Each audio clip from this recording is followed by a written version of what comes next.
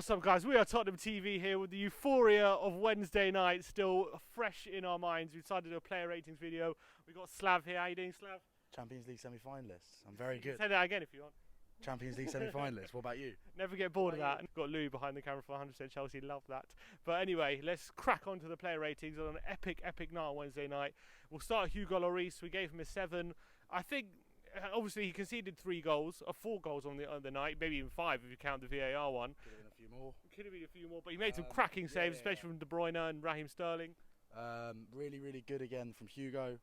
That De Bruyne save is ridiculous. You've done better with that one that got deflected, maybe. Could have reacted quicker, you think? Yeah. I think so. I think the whole 11 should have done better. Never concede straight after kick-off.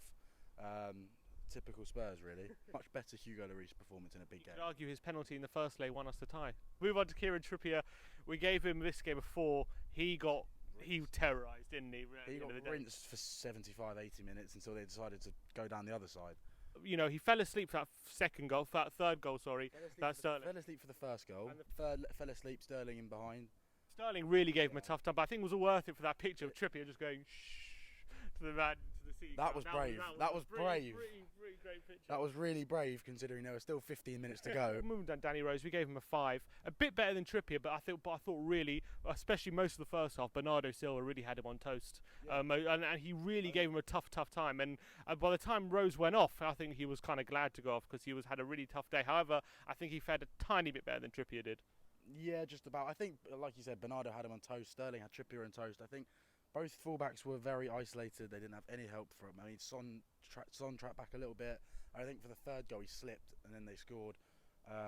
They were completely on their own, to be fair. They had no help and they did get absolutely rinsed all night. And yeah, I think, and it's been a big point, our fullback areas the whole season. We've always said it's our biggest weakness, and it really proved against City because pretty much all the goals, didn't they, came from the fullback areas. And from either side. Yeah, pretty much. They actually got rinsed all night long. We'll do Toby and Jan together because I think they get the same result. We'll go them both an 8. I thought they were both absolutely fantastic throughout the night. I think they got let down a lot by their fullbacks as we previously pointed out. But I thought they defended, especially when crosses were coming in the box, they were just dealing with it day and night. And I thought, like Aguero, I know he got a goal, but I thought they dealt with him fairly well throughout the night. Yeah, they're the best centre-back partnership. As a partnership, I think they're the best in the league, without a doubt. As a partnership, they understand each other. They defend very well every week and are let down by some terrible fullbacks every week. It doesn't matter who's at left back or right back. I think they were really exposed, weren't they? I thought when they had to defend their part, I thought they did exceptionally well. And it's hard for, when this Man City team, when they're in full flight, it's nearly impossible to stop them. And just to hold the rear guard for those last 50, I know we did kind of concede in that last 50 minutes, so VAR ruled it out. But I thought we were like proper soldiers in the last 50 minutes. They were at the head of that. Let's move on to Wanyama. We'll give him a 7. 7? I think it should be more. That was the best. That was Victor Wanyama from when we nearly won the league. Yeah, I thought Wanyama was absolutely brilliant. Like really good. He got tackles in, got blocks in. Normally his passing lets him down. I thought his passing was excellent Wednesday night.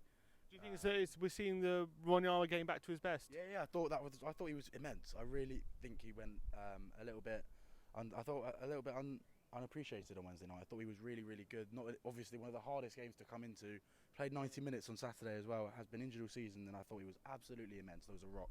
I think credit to Big Vic. Yeah, I think given the fact it was his first time he started back-to-back games this season, I did think he played really well. However, I felt like at times he was struggling a bit just against the full force of De Bruyne, Silva and Gundogan really coming at him. But I don't blame him totally for that. I think he was left high and dry really after Sissoko's injury. That's when he really struggled. He was kind of manning the fort by himself at times. Because Dele Alli, however good Dele Alli is, he's not a defensive midfielder. Exactly. So he can play that deeper role, but he's just not going to be doing the dirty work as well as someone like Sissoko can. The movement of the Man City players, the likes of David Silva, the 2 Silvers, De Bruyne, the movement of the wide men and Aguero. Wanyama literally had to do it on his own more or less, and I thought he was really good. And especially later on in the game, I thought there's some really strong tackles. A late tackle on Sane that right in stoppage. You saw he had like no one in front of him. Didn't even use his right foot, just kicked it anywhere. I'm just going to kick this out for a throw. So yeah, credit to Big Vic. Thought he was really, really good. Moussa Sissoko next, we gave him a 7 as well. He only played half an hour. Yeah, he only played, but it was a great half an hour. I thought he had a really solid performance. Again, he was one of our stronger performers. He was really in that midfield battle with De Bruyne and Gundogan. And Gundogan and Silva. I thought we dealt with them better when he was on the pitch. And when he got injured, that was a massive blow in the end, so it proved. Yeah, it looked like a bit of a hole when he went off in midfield, and I think that's where we lost maybe our threat on the break a little bit. I think we lost our control. We never had full control of the game, especially the Etihad. The control we had when we had the ball, everyone was a bit calmer on the ball, and then as soon as we went off, it was a bit like, okay, what do we do now? And I thought the players reacted really well to that, because I mean, half an hour in, arguably the man who's been your best player all season going off. It's going to be tricky at one of the hardest places in Europe. They dealt with it well. We did well. Although we did concede 3 goals while he was on the pitch, I did feel like we were more of a threat going forward, and I feel like when he went off, the pressure from City was absolutely relentless, and we just couldn't get out at all. So much space in midfield. And that's where Sissoko can come in vital. You know, he can really charge forward and set up attacks. And with him off the pitch, we really did struggle. But when he was on the pitch, we kind of had someone who could carry the ball a bit. Yeah. But we'll move on to Dele Alli. We gave him a 6. He did struggle a bit, I felt, when he moved into a deeper position. But he was good in the first half. I thought when we were going forward, when we got those 2 goals, he was a big part of that. Considering he was playing with a broken hand as well, I thought he put in a massive shift. Although he did struggle in defensive midfield because he's not a defensive midfielder, I thought he did put in an effort for the team and he did try his best. And I thought, you know, he couldn't ask for much more from him. Yeah, all you want as a fan of a football club is to see your players try and put in 100%, and that's what Dele did. He didn't have his best game, but he causes problems for defenders. His movement. His runs in behind, it just caused a few problems for defenders, and I thought he did well. I thought that he was just a bit of a menace at times, just a bit of a nuisance for them. An extra person to worry about on the break, and yeah, there was loads of space as well after Sissoko went off, and and Dele couldn't fill the void as well as maybe some others could, but he did the job, and we can't complain. You can't complain, and I thought, especially with a broken hand, Dele was excellent again. Kept his discipline as well in a big game. Involved that first goal we scored as well, kind of putting that through ball that got intercepted by Laporte and Son scored. So yeah, he played his part. So yeah, I thought really, really good from Dele. Christian Eriksen, we gave him a 7. That could have been a 1. That could have been a 1. Thanks to VAR, it was a 1, and then they VAR'd it and they gave him a 7 at the end of the day. Really didn't make it out of Manchester alive. God. But I thought he actually was our most creative player throughout the match. He got the assist for Son's second goal. I thought he was playing quite well. His passing was pretty decent. I thought he was really working out for the team. But right at the end there, it could have all been for nothing. Yeah, I mean, I don't know why you don't just get rid of it. We proper got away with that. Yeah, he got away with one big. He said at the end of the game he's the luckiest person in the world, and it showed. I think. I still think he gives the ball away far too much. Yeah, that was a better performance from Eriksen compared to recent weeks. Like you said, got the assist for the second goal. Almost ruined our hopes and dreams in the 93rd minute, but. I could see what he was trying. He was trying to play back to Davis, who was going to lump it because he didn't really have. He was kind of marked by 3 players at that time, but he nearly screwed it up big time, and it was just a big sigh of relief for that VAR. 3,000 Tottenham fans, 3-hour car journey home, horrendous. Yeah, because there is a bit of animosity from a few Spurs fans towards him at the moment, just because he's a bit inconsistent. There's rumours of him leaving, and if that would have counted, I think that would have intensified. Yeah, that would have been his flight to Madrid booked. I think if that had counted, but it didn't. It doesn't count. And there we go. And so I guess for the other 92 minutes, he played quite well. You've got to give him credit where credit's due. Yeah, exactly. All right. Next up, Lucas Mora. We gave him an 8. I thought he did struggle second half to really get in the game. That's why we kind of took him off early on in the second half. But I thought first half he was really causing City a lot of problems, especially that second goal, him nicking the ball off Laporte and setting up, passing to Eriksen who set up Son. He was a big part of that threat of the pacing behind, and City struggled to deal with him. He's just annoying to play against. Quick, doesn't give you time on the ball, runs at you. He's direct. He's electric. Yeah, I thought he played 2 games in a row now, really, really good. Didn't get a goal, but created, caused problems, got in behind, used his pace, chased, tracked back.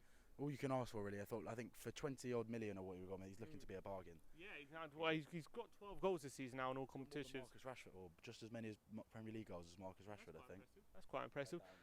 But also, since he came in the team, I think it was against Southampton. No, we lost that game. He's actually had a really good form. You know, he played well that game. In Anfield, he scored. He scored a hat trick against Huddersfield. In the first leg, he came off. Yeah, he came with Kane. He did a decent job, and we scored. And at the Etihad, he had a big part to play in both goals. So you got to say, Lucas is stepping up at a good time. Lucas deserves that credit. He's been brilliant since Kane's unfortunate injury. But I think all season he's had a couple of dips in form. But I think the majority of the season he's been a really good buy. Been really positive when he has the ball. He's that consistency, doesn't he? Consistency needs to maybe just do what he's good at. That's what why Sissoko has turned his career around. He says, "I just do what I'm good at," and if Lucas can do that, which is running at players, be direct, create. That's what he's good at. Not many players in the Premier League who are better than him are running at players and dribbling. Maybe there's one who Louis can think of. There's maybe one who Louis can think of, but other than that. I'm not. Do you know who that is? I think he plays on a Thursday night, Hazard, doesn't he? No, I'm not free on Thursdays. I was too busy on Thursday. Move on to Heung-min Son. We gave him a 9. Absolutely electric performance from the forward. He really takes responsibility when Kane's out injured. He proved it again. The man is a joke. Yeah. Like 20 goals this season now. When we needed it in these two legs. He scored 2 in 2 minutes at the Etihad, including a worldie. He got 3 of our 4 goals in the entire overall. That second goal was outrageous. Yeah, he's quite. I don't know. I give him a 10. Yeah. He was immense again. Yeah, every time Kane steps out, he's the man that comes in. He's the man that scores the goals. How was his finishing? I mean, as you said, that finish, that second goal, cutting inside and whipping it. He's so good at that whip into the far corner, and it's so hard to stop. Teams are terrified of him. He's just electric. He's immense every single week, and I just love him. I actually love him. I think he loves Spurs just as much as we love him, and I think as well 20 million a couple of seasons ago. What a buy! I think that's got to be one of the best buys in recent years. And is it fair to say could you argue now that he is more important than people like say Eriksen or Harry Kane? You could argue that. Argue it, yeah. The fact that it's debatable shows how important he's become to Spurs. He's crucial. Even when he's not playing on the bench, and you see him on the bench, you think, oh, they've got Son on the bench, can come on, cause problems. He's one of the best buys we've had in recent years. It sort of reminds me of, like, not in terms of the way he plays, but Van der Vaart, £8 million, what a bargain. He proved to be a huge player for us in those seasons he played. Same as Sonny, 20 million, bargain, proving to be one of our most crucial players again this season. I'm sure we'll keep him for at least another year or two. Surely him stepping up the Etihad really puts him among the elite, especially in the Premier League. It was 10 minutes in and he's decided to do that twice. In the Champions League quarter-final as well. A really big moment. You actually can't ask for more. Only elite players can do things like that. So you got to give him massive credit for that, for stepping up at massive time. So that's Heung-min Son. All right, we'll give Llorente a rating as well because he did come on after 40 minutes.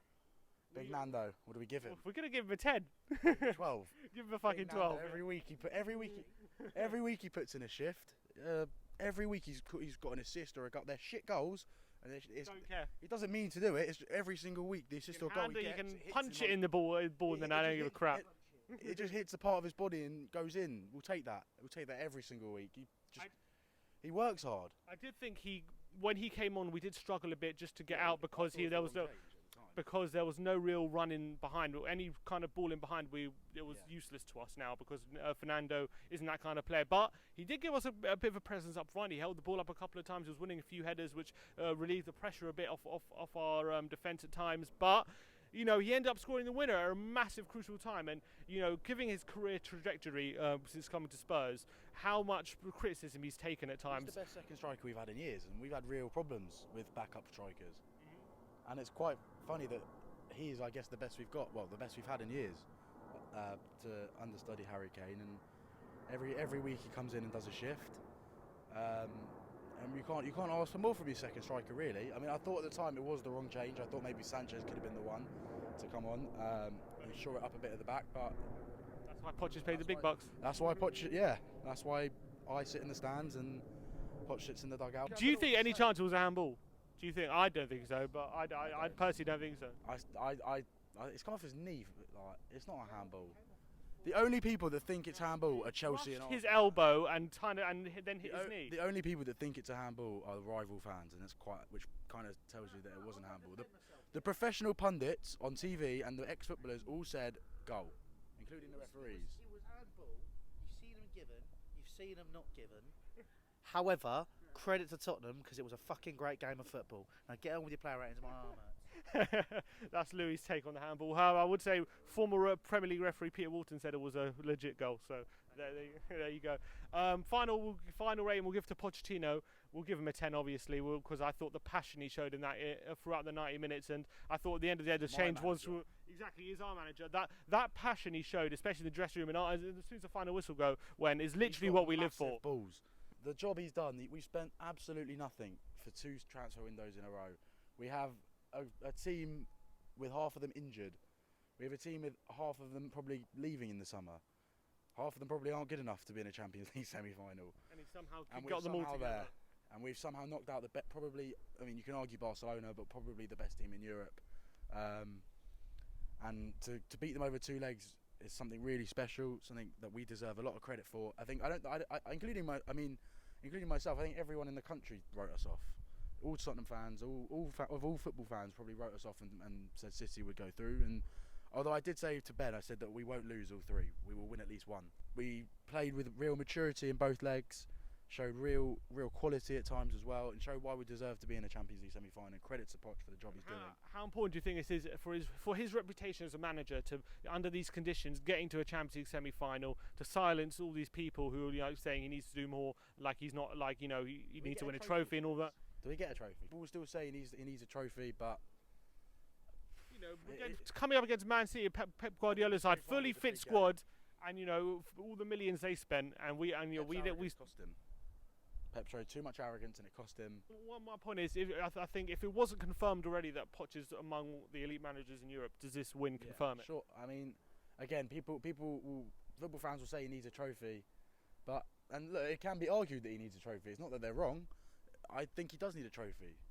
I do want to win a trophy.